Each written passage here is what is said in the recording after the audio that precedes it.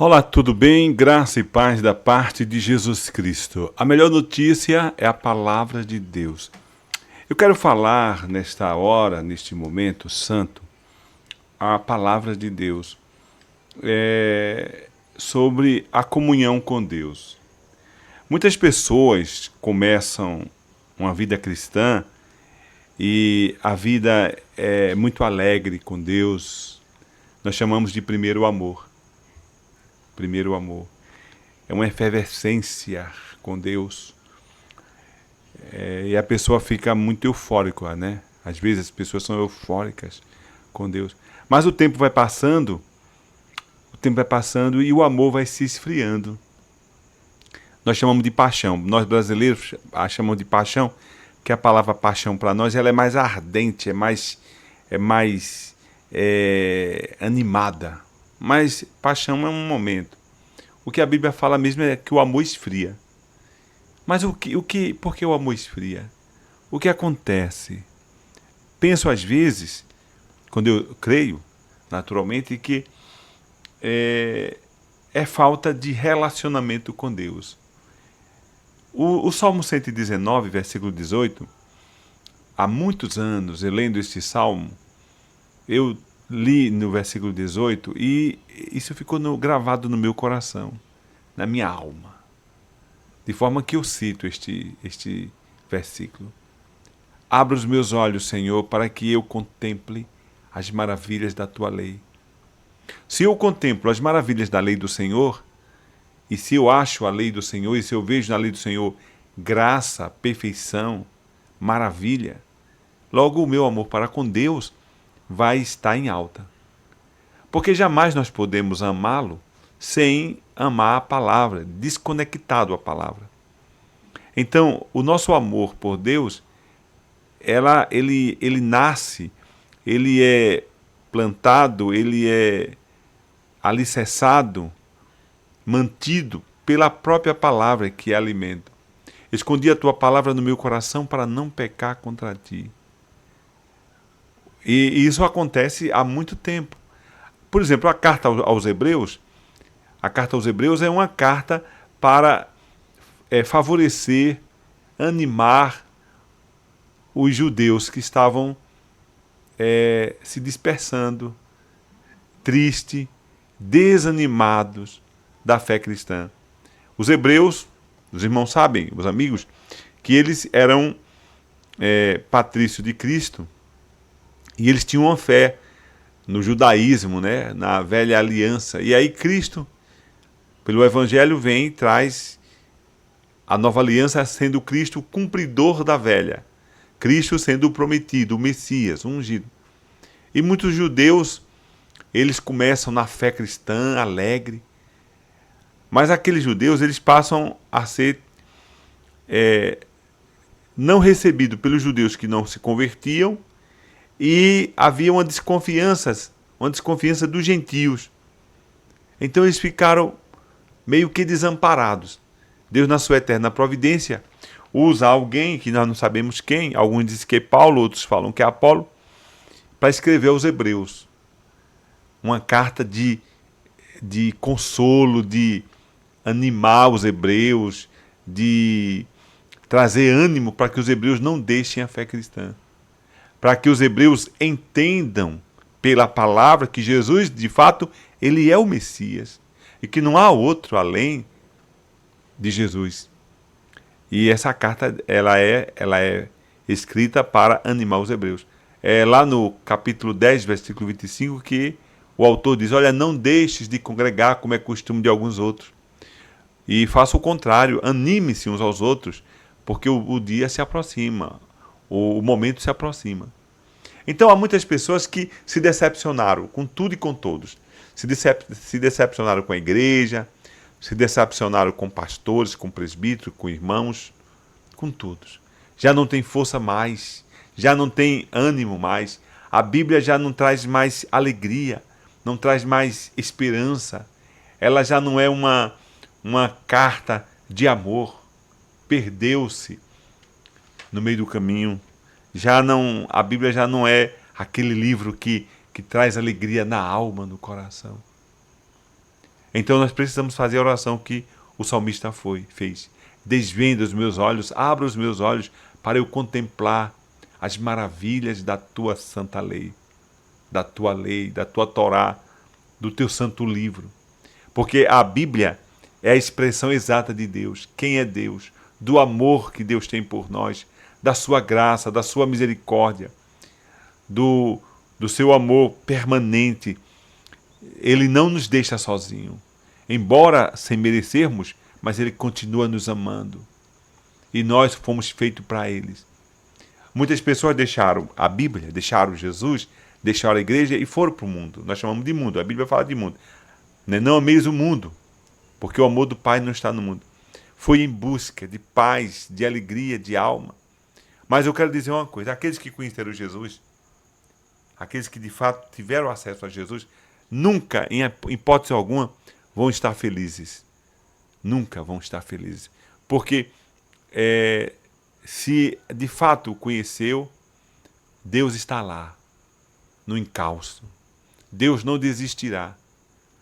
Apesar da demência humana, apesar da ingratidão humana, apesar do pecado, mas Deus é um Deus que não desiste daqueles que são teus. Então, pela palavra, nós podemos, devemos nos voltar a Deus. Se nós estamos sem fé, sem esperança, sem alegria, sem ânimo, devemos orar a Deus. Senhor, anima-me, abra os meus olhos, coloque sede na minha alma, no meu coração de Ti, e que eu Te ache. Porque há muitas pessoas que têm sede de Deus e não acham Deus. Tem muitas pessoas que têm fome de Deus e não acham Deus. É preciso ter fome e achar Deus.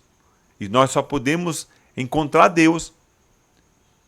Naturalmente, eu estou falando do ponto de vista humano, porque é Deus que nos chama, é Deus que nos vocaciona, é Deus que nos predestina, é Deus que nos escolhe, mas isso não anula o dever de buscarmos.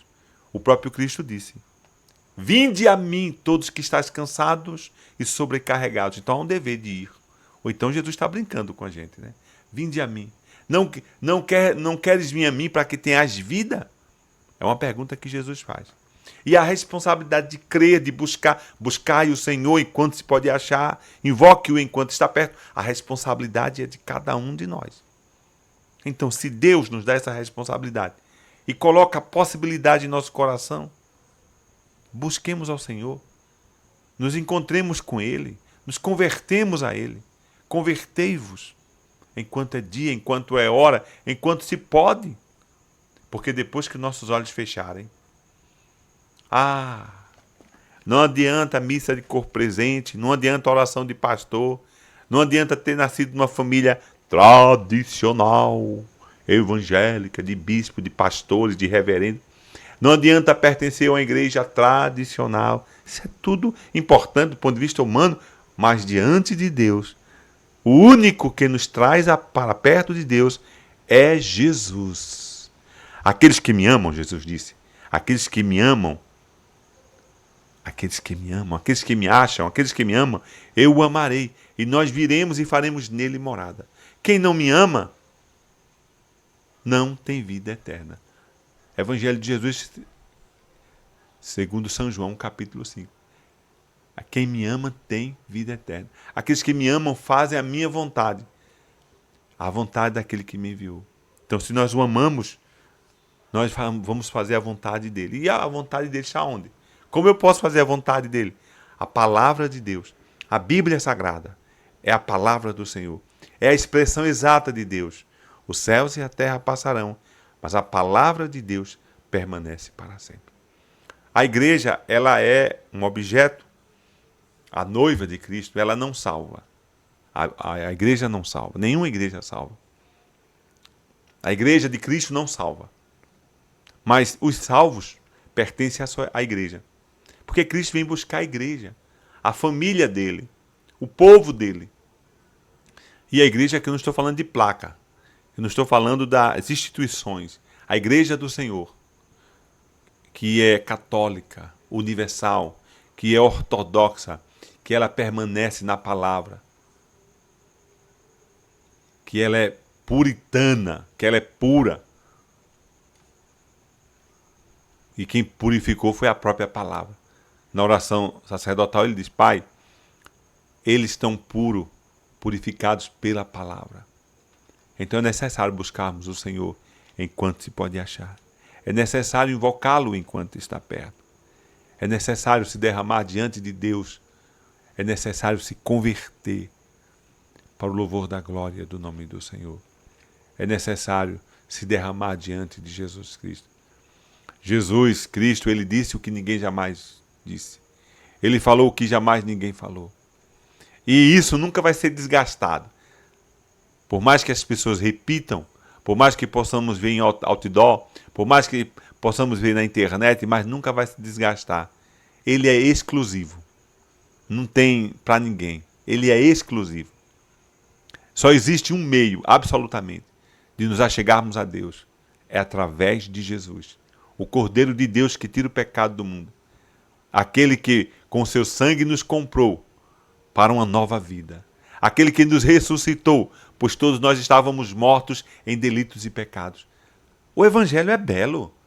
É a coisa mais linda, a coisa mais sublime. Não existe nada em absoluto tão lindo que o Evangelho. Cristo morreu em nosso lugar. Cristo comprou para nós a eternidade. Ele comprou com seu sangue. Pai, está pago, está consumado. E o véu do templo rasgou de cima para baixo. Ele é tudo, absolutamente tudo que nós precisamos. Ele é o pão da vida, ele é a luz do mundo, ele é a água da vida, ele é a ressurreição. Ele é o princípio e o fim. Ele é o Filho do homem. Ele é o Deus encarnado. Ele é o Cordeiro de Deus que tira o pecado do mundo. Ele é o sumo sacerdote. Ele é aquele que está à direita de Deus, Pai Todo-Poderoso, intercedendo por nós. Ele é a própria vida. Ele é a verdade. Ele é tudo que nós precisamos. Ele é belo. Ele é lindo. Não dá para ninguém. Ele é exclusivo. Então, o que devemos fazer? Devemos buscá-lo enquanto se pode achar. Devemos correr aos seus pés. E lá no livro de Provérbios, capítulo 8, versículo 23, diz: aqueles que me acham, acham a vida e encontram o favor do Senhor. Quem me aborrece violenta a sua própria alma e amam a morte. Ao encontrarmos com Ele, ao buscarmos, nós não estamos fazendo favor a Ele.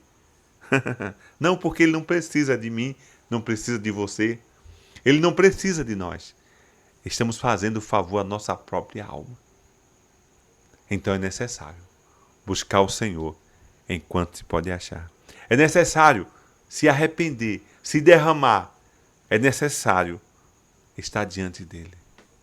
Porque somente ele é que nos dá vida e vida abundante. E os céus começam aqui enquanto vivo estamos. E o inferno também começa aqui enquanto vivo estamos. Há muitas pessoas que estão no inferno já. E há outras pessoas que estão no céu. O próprio Cristo disse: eu vos dou a minha paz, não vos la dou como o mundo vos dá. A paz de Cristo está com aqueles que o aceitam como seu Senhor e como seu Salvador. Mas a Bíblia diz que o ímpio é como uma palha seca que vai levando de lado a lado, em busca da paz, mas nunca encontra. Por isso há tantas pessoas embriagadas, há tantas pessoas bêbadas, literalmente. Há tantas pessoas que estão mergulhadas no pecado, porque a única coisa que elas estão precisando é de Jesus. Elas precisam, não merecem, como eu também precisava e não merecia.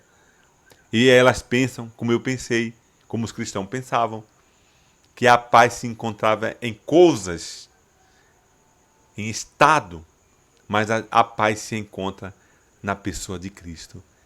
Por isso o salmista diz: desvenda os meus olhos para eu contemplar a beleza da tua lei. Para nós, tem antes de Cristo e depois de Cristo. Éramos mortos em delitos e pecados. Quando contemplamos esta lei santa, a palavra, a beleza, que é o próprio Cristo, ele nos deu vida. E o que escutamos dele? Somos pecadores. Somos indignos de nós para nós de estarmos em sua presença. Mas nos tornamos dignos, ou melhor, ele nos torna digno de estarmos em sua presença, E o Paulo, escrevendo aos Romanos, diz: nenhuma condenação há para aqueles que estão em Cristo Jesus. Olha que coisa linda. Fomos transportados do reino das trevas para o Filho do seu amor. Coisa maravilhosa. Somos chamados de filhos. Recebemos o Espírito Santo como penhor aqui, enquanto estamos aqui. Recebemos o Espírito Santo como penhor. Já não somos estrangeiros, mas pertencemos à família dele. Somos filhos. E ele diz assim: vim para os seus não me receberam, judeus. Mas todos quanto me receberam, deu-lhe o poder de serem chamados filhos de Deus, a saber, aos que creem no seu nome. O evangelho é uno. Absolutamente. É um.